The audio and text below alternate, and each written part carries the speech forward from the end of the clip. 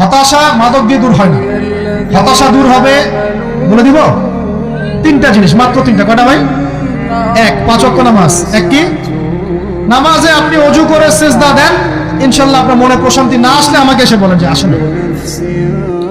চোখের পানি, মনের আবেগ যা আছে আপনার ভিতরে, কষ্ট, দুঃখ, যন্ত্রণা, সব আল্লাহকে ঢেলে দিবেন ইনশাআল্লাহ। নিজের আবেগ ধরে রাখবেন এখানে, আপনি আল্লাহর জন্য ঢেলে দিবেন। মানুষকে আবেগ দেখে কি না? মানুষ আপনার চোখের পানির মর্ম বুঝবে? মানুষ কি মানুষের চোখের পানির মর্ম বোঝে? আপনার পিতা যদি মারা যায়, আমার কাছে এসে দোয়া চান কান্নাকাটি করে, আমি দোয়া করতে পারবো, কিন্তু আমি কিন্তু আপনার ফিলিংসটা বুঝতে পারবো না। আপনার অনুভূতি কে বুঝতে পারবেন? আল্লাহ পাক আপনার ঘাড়ের রগের চেয়ে কাছে আছে। সুবহান, আল্লাহ পাক ঘাড়ের রগের চেয়ে কাছে আছে। গতকালকে বাংলাদেশের একজন বরেণ্য আলেমের সাথে একটা কনফারেন্সে ছিলাম। উনি বলছিলেন যে এক ব্যক্তি, এটা শুনেন, এক ব্যক্তি খুব তার শখ যে তিনি সাহাবীদের মতো নামাজ পড়া শিখবেন। কথা বুঝতে পারছেন? সাহাবীদের মতো নামাজ শিখবেন। তো একজন বরেণ্য আলেমের কাছে এসেছেন, এসে বলছেন যে আমাকে সাহাবীদের মতো নামাজ শিখিয়ে দেন। তখন সেই আলেম আরেকজন আলেমের সন্ধান দিয়েছেন, যা তুমি তার কাছে যাও, তিনি শেখাবেন। তো সেই ব্যক্তি একটু অবাক হয়েছেন, কারণ যাকে প্রশ্ন করেছিলেন তিনি অনেক বড় মুহাদ্দিস, আর যার কাছে পাঠানো হচ্ছে তিনি অত বড় মুহাদ্দিস নন, কিন্তু আবেদ, আমল করেন। তাকে গিয়ে বলছেন উনি আমাকে পাঠিয়েছেন সাহাবী বলা নামাজ শিখিয়ে দেন। তখন তিনি বলছেন ঠিক আছে, সুন্দর করে ওযু করে আসো, সুন্দর করে ওযু করে আসো। ওযু করার সময় খালি খেয়াল রাখবা যে আমি ওযু করছি শুধু আল্লাহর সন্তুষ্টির জন্য। কি খেয়াল রাখবেন? ওযু করছি শুধু আল্লাহকে রাজি খুশি করার জন্য ওযু করছে, আর কোনো উদ্দেশ্য নাই আমার। ওযু করতে যাচ্ছে, তিনি আবার বলছেন দাঁড়াও, শুধু আল্লাহকে রাজি খুশি করার জন্য ওযু করো। আবার শুরু করছেন, আবার বলছেন শোনো, শুধু আল্লাহকে রাজি খুশি করার জন্য ওযু করো। এভাবে বলতেই আছেন, নামাজে দাঁড়িয়েছেন, দাঁড়ানোর আগে বলছেন শোনো, শুধু আল্লাহকে রাজি খুশি করার জন্য নামাজ পড়ো। বলতেই আছেন। এক পর্যায়ে সে ব্যক্তি নামাজ শুরু করলো, নামাজে মনোযোগ এদিক ওদিকে যায়, আর তার মাথায় এটা আসে, এই শুধু আল্লাহকে রাজি খুশি করার জন্য আমাকে নামাজ পড়তে হবে, শুধু আল্লাহকে রাজি খুশি করার জন্য নামাজ পড়তে হবে। এই চিন্তা তার মনের মধ্যে ঘুরপাক খাচ্ছে। এভাবে নামাজটা সে শেষ করেছে।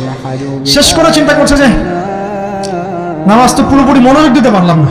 বারবার মাথার মধ্যে এরকম চিন্তা আসছে, আল্লাহ আমাকে তো মাফ করে দাও, নামাজটা আমার মনে হলো না ঠিক মতো। তখন সে ফিরে এসে তার সে ওস্তাদকে বলছেন আমার তো নামাজ এরকম করে পড়লাম, কিন্তু শেষমেশ মনে হলো যে নামাজটা হয়তো কবুল হয় নাই, আল্লাহর কাছে খুব মাফ চাইলাম, আল্লাহ আমাকে মাফ করে দাও, নামাজটা মনে হলো না। তখন সেই যে প্রথম ব্যক্তি যিনি পাঠিয়েছেন তিনি বলছেন এটাই হলো সাহাবী ওয়ালা নামাজ। তারা আল্লাহকে রাজি খুশি করার জন্য নামাজ পড়তেন, নামাজ শেষ করে আল্লাহর কাছে ইস্তেগফার করতেন, আল্লাহ কিছুই হলো না, কিছুই হলো না। আমার কথা কি বুঝতে পারছেন? অতএব আল্লাহকে রাজি খুশি করার জন্য আপনি আপনার আবেগ, আপনার ইবাদত সব ফেলে দিবেন, অন্য কারোর কাছে কিছু পাওয়ার আশা করি। আমাকে আল্লাহ পাঠিয়েছেন দুনিয়াতে নামাজ পড়তে, রোজা রাখতে, দিনের প্রচার করতে, দিনের জ্ঞান অর্জন করতে, এই তো। তা আমি একজন মেয়ের জন্য জীবন নষ্ট করে দিব কেন? আমি তাহলে আল্লাহর কাছে কি মুখ দেখাবো, আর নবীর কাছে কি মুখ দেখাবো? ওখানে গিয়ে বলবো আল্লাহ আমি আমার অমুক প্রেমিকার জন্য আশেক হয়ে একদম জীবন দিয়ে দিয়েছি, আত্মহত্যা করেছি। গেছে ভাই, যাইতে দেন। যে ব্যক্তি আপনার অবস্থানকে মূল্যায়ন করে নাই সে আপনার যোগ্য ছিল না। এখন আপনি কি করবেন? নিজের অবস্থান উন্নত করেন, আপনার পিছনে লাইন ধরে ঘুরবে ইনশাআল্লাহ। এটাই বাস্তবতা। দুনিয়া খুব খারাপ জিনিস। মানুষের অবস্থানকে মূল্যায়ন করে, মানুষের অবস্থানকে মূল্যায়ন করে, কিন্তু আল্লাহ রাব্বুল আলামিন আপনাকে সর্বাবস্থায় ভালোবাসেন। আলহামদুলিল্লাহ। এই যে আমরা এখন অনেক পাপ করছি না, আল্লাহ কি আমাদেরকে আযাব দিয়ে ধ্বংস করে দিয়েছেন? আল্লাহ পাক এখনো আমাদেরকে ভালোবাসেন, রহম করেন, আল্লাহ পাক অপেক্ষা করছেন কখন তওবা করবে, আমি তওবা কবুল করব। এই কখন আমার বান্দা খালি একবার বলে আস্তাগফিরুল্লাহ, আল্লাহ পাক সাথে সাথে মাফ করে দিবেন। সেই আল্লাহকে ভুলে আপনি কার পিছনে ছুটছেন? আমরা কিন্তু নিয়াত করতে পারি ভাই যে আমরা যারা ওয়াজ শুনলাম জীবনে কোনোদিন সিগারেটে হাত দিব না ইনশাআল্লাহ। রাজি আছি ভাই? অন্য বড় বড় জিনিস তো বহু দূরের কথা। আচ্ছা, অনেকে রাজি হয় নাই কেন?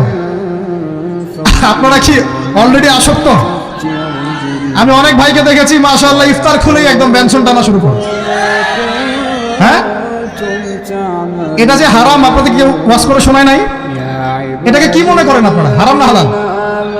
কেউ বলেছে মাকরুহ, নাকি মাকরুহ ফতোয়া দিয়েছেন?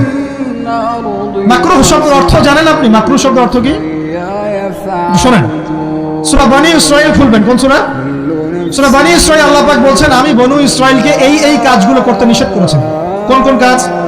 জিনা করো না, জিনার ধার কাছে যেও না, এতিমের মাল আত্মসাৎ করো না, শিরক করো না ইত্যাদি। যারা আলেম আছেন তারা আমার কথা বুঝবেন। এই কাজগুলোর পরে আল্লাহ পাক বলছেন যে এই প্রত্যেকটা কাজ আল্লাহর কাছে মাকরুহ, অপছন্দের। কিসের? অপছন্দ। তাহলে এটাকে আপনি সহজ মনে করছেন? নিয়াত করি আল্লাহ পাকের সন্তুষ্টির জন্য আমরা কোনোদিনও মাদকের সাথে সম্পৃক্ত হব না ইনশাআল্লাহ। আর বিশ্বাস করেন, শুধুমাত্র মাদকদ্রব্য নিয়ন্ত্রণ অধিদপ্তর এই আইন কানুন এগুলো দিয়ে, জরিমানা দিয়ে মানুষকে মাদক ছাড়ানো যাচ্ছে না, যাবে না। কেন যাবে না এটা আপনারা খুব ভালো করেই জানেন, আমি বলতে চাচ্ছি না। অনেক সময় মাদক বিরোধী কনসার্ট করে মানুষ, মাদক বিরোধী কনসার্টে ওঠার আগে এক বোতল ডাইল খেয়ে আসে। এগুলো কি বাস্তব কথা বলছি না অবাস্তব কথা বলছি? আমাদের যুবক ভাইরা কোশ্চিন কালেও মাদকের ধার কাছে যাবেন না। একটা হাদিস খালি মনে রাখেন, এই হাদিসটা মনে রাখেন। নবী সাল্লাল্লাহু আলাইহি ওয়াসাল্লাম বলেছেন, কেউ যদি মাদকদ্রব্য সেবন করে তার 40 দিনের নামাজ কবুল হবে না। সিগারেট একটা খেয়েছি, 40 দিন নামাজ নাই। এরপর যদি সে তওবা করে আল্লাহ মাফ করে দিবেন। আবার যদি মাদক খায় আবার 40 দিন কবুল হবে না। যদি আবার তওবা করে আল্লাহ মাফ করে দিবেন। আবারও যদি খায় আবারও 40 দিন কবুল হবে না। আবারও তওবা করলে আল্লাহ আবার মাফ করে দিবেন।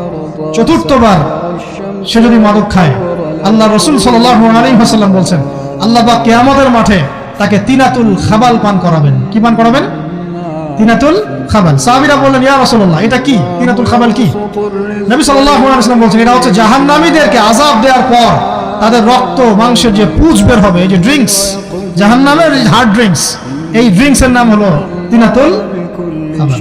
আল্লাহ পাক আমাদের সবাইকে মাদক থেকে বাঁচিয়ে রাখুন। আমল হচ্ছে কোরআন তেলাওয়াত। যে ব্যক্তি কোরআন তেলাওয়াত করতে পারে নিয়মিত, তার মনের মধ্যে এই হতাশা, এই ভীরুতা, এই কাপুরুষতা কিচ্ছু আসবে না ইনশাআল্লাহ। আমি গ্যারান্টি দিচ্ছি আপনাকে, হতাশা আসবেই না আপনার মনে, যদি আপনি কোরআন বুঝতে পারেন। কোরআনের একটা আয়াত নিয়ে কোনো কোনো সময় দেখা যায় 2-3 ঘন্টা সময় পার হয়ে যাচ্ছে, আয়াতটা ছেড়ে সামনে যেতে পারছি না। কোরআনের ভিতরে ঢুকলে আপনি দুনিয়ায় ভুলে যাবেন কি হচ্ছে আশপাশে। আমি এমন অনেক আলেমকে দেখেছি যে একটা বই, পাতলা একটা বই, আরবি বই নিয়ে পড়া শুরু করেছেন, যে ফজরের পরে জোহরের ওয়াক্ত হয়ে যাচ্ছে, বইটাই শেষ করতে পারেননি। বুঝতে পারবেন না। যখন আপনি ইলমের ভিতরে ঢুকে যাবেন, কোরআনের ভিতরে, হাদিসের ভিতরে, আপনার দুনিয়ার খেয়ালই নাই। একজন আলেম, তিনি এক রাত্রে একটা বই লিখেছিলেন, চটি বই, এক রাত্রের মধ্যে। বলা হচ্ছে, তার সম্পর্কে বলা হচ্ছে যে রাতের খাবার তাকে দেয়া হয়েছে, যে আপনি এটা খেয়ে নেন। খাবারটা পাশেই আছে, খাবারটা খাবো, এটা লিখে খাবারটা খাবো, এরকম তার চিন্তা ছিল। ফজর হয়ে গেছে, বই লিখাও শেষ, খাবার এই অবস্থায় পড়ে আছে, ডুবে গেছেন ভিতরে, খাওয়ার মাথায় খেয়াল নেই। এরকম হয়। একজন মনীষী, বিখ্যাত মনীষী, রিয়াদুস সালেহিন কিতাবের রাইটার, সংকলক আল্লামা নববী রাহিমাহুল্লাহ, এরকম সারা রাত চলে গেছে, পাশে দুইটা খেজুর খাওয়ারই সময় পাবে। হাদিস নিয়ে গবেষণা করতে করতে করতে করতে রাত পার হয়ে গেছে। আমি বলতে চাচ্ছি, যখন ইলমের ভিতরে, কোরআন হাদিসের ভিতরে ঢুকে যাবেন, আপনার দুনিয়ার খেয়াল আপনার চলে যাবেন। এই টেনশন, হতাশা, এই সেই বাদ, তখনই আল্লাহ পাক আপনাকে তার পক্ষ থেকে রহমত দিবেন, বরকত দিবেন। আল্লাহ আপনার দুনিয়ার কাজগুলো করে দিবেন ইনশাআল্লাহ। তখন দেখবেন কেউ আপনার দুনিয়ার ওই কাজটা করে দিয়েছে, কেউ ওই কাজটা করে দিয়েছে, কেউ বাসায় খাবার পাঠিয়ে দিয়েছে, আল্লাহ পাকই এগুলো করাই দিবেন ইনশাআল্লাহ। তো প্রিয় ভাইরা, মাদকে যাবো না আল্লাহর কাছে আসবো? 2 নাম্বার কোরআন তেলাওয়াত, 3 নাম্বার আল্লাহর জিকির। 3 নাম্বার কি ভাই? আল্লাহর জিকির। চলতে ফিরতে সব সময় মুখ চলতে থাকবে, মুখ না চললেও মনে মনে মন তাজা থাকবে, মনে মনে জিকির হতে থাকবে। মনে মনে জিকির করতে পারেন? মুখ নড়বে না, কিন্তু মনে মনে আপনার একটা জিকির হতে থাকবে। সুবহানাল্লাহ, আলহামদুলিল্লাহ, লা ইলাহা ইল্লাল্লাহ, আল্লাহু আকবার। পারা যাবে? পারে। মানুষের মন কখনো চুপ করে থাকে না, কিন্তু মানুষের মন অলওয়েজ কিছু না কিছু চিন্তা করতেই থাকে, করতে থাকে না, যতক্ষণ না ঘুমায় মানুষ। তো প্রিয় ভাইরা, বেশি বেশি জিকির করবো। সুবহানাল্লাহ, আলহামদুলিল্লাহ, লা ইলাহা ইল্লাল্লাহ, আল্লাহু আকবার, লা হাওলা ওয়ালা কুওয়াতা ইল্লা বিল্লাহ, এগুলো চলতে থাকবে। আল্লাহ পাক তৌফিক দান করুন।